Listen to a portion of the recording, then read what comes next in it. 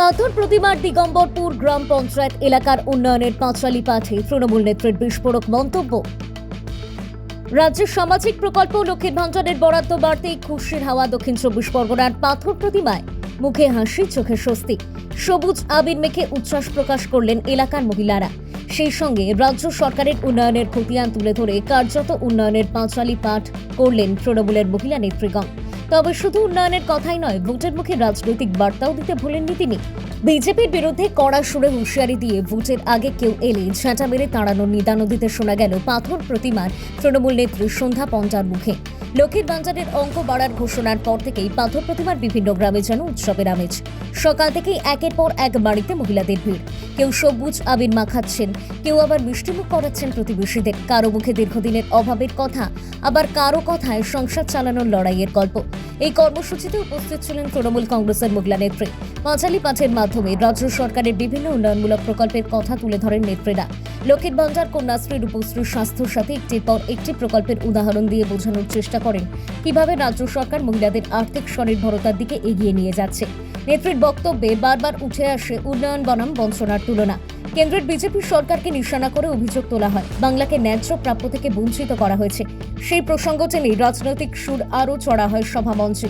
তৃণমূল নেত্রী সন্ধ্যা পন্ডা সহ পশ্চিম শ্রীধরপুরের সংখ্যালঘু নেত্রী সবাইয়ের উদ্দেশ্যে জানান, ভোটের আগে যদি বিজেপির কেউ এখানে আসে, মনে রাখবেন ওরা মিথ্যে কথা বলবে, ওদের কথা শুনবেন না, দরকার হলে ঝাঁটা নিয়ে তাড়াবেন।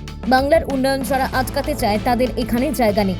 এই মন্তব্য ঘিরে স্বাভাবিকভাবেই শুরু হয়েছে রাজনৈতিক বিতর্ক। তৃণমূলের দাবি এটি প্রতীকী বক্তব্য, যা বিজেপির বিরুদ্ধে জনরোষের বহিঃপ্রকাশ।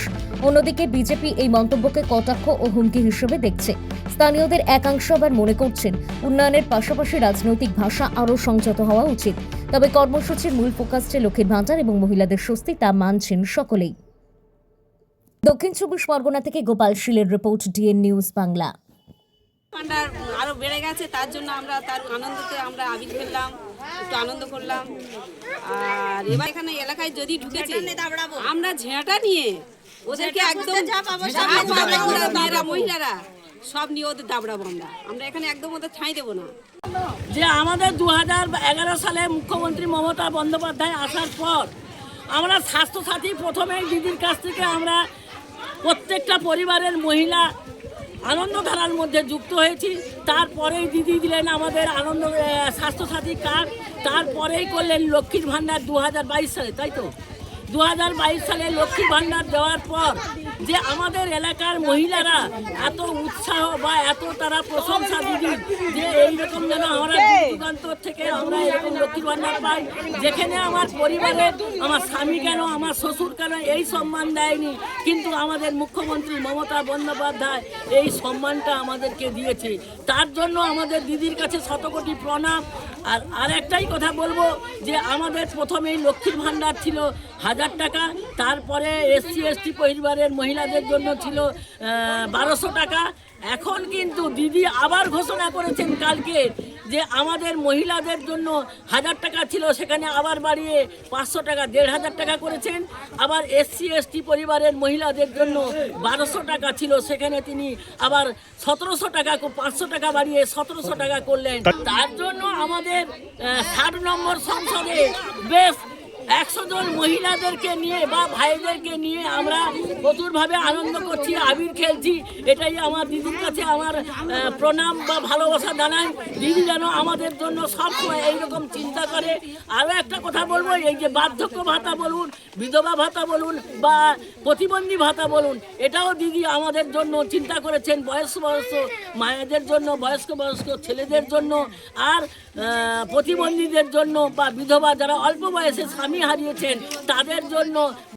তৃণমূল কংগ্রেস 15 বছরের চুরি, দুর্নীতি, তোলাবাজি, নারী সম্ভ্রম, লুটকারী একটা সরকার, তার আবার দিগম্বরপুর অঞ্চলের নেত্রী। স্বাভাবিকভাবে তিনি সংবিধান মানবেন না, তিনি অগণতান্ত্রিক কথাবার্তা বলবেন, এটাই স্বাভাবিক। গণতান্ত্রিক ব্যবস্থায় বিরোধী দলের একটা আলাদা মর্যাদা আছে, আলাদা সম্মান আছে, এসব তিনি জানেন না।